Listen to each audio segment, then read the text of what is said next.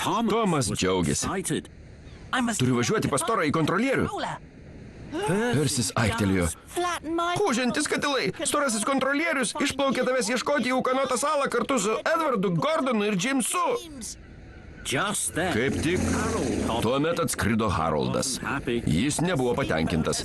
Garlaivis jau grįžo, Ūkanotą salą apgaubė ūkanos, dabar nebeįmanoma jų rasti. Tomas sužvangino strypais. Ne, įmanoma. Aš jas rasiu. Gaišti negaliu. Tunelis užtvertas. Reikia plaukti laivu. Persis didžiavosi savo draugų. Mes pasirūpinsim skrydžių Dužiu ir Ferdinandu. Ačiū. Ir Tomas nurūko tolyn į prieplauką.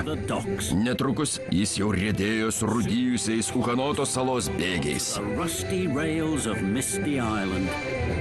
Aš nebijosiu ir rasiu kelią. Sugrąžinsiu draugus namo, kol nenusileido saulė.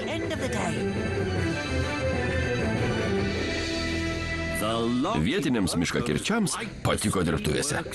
Jie buvo pataisyti ir išvalyti ir jautėsi labai ypatingi. Dovana mūsų draugams iš Ūkanotos salos. Atleiskit, bose. Sveiki, mano vardas Kevinas. Tik duokit žinoti, kai tik reikės, visada privažiuosiu.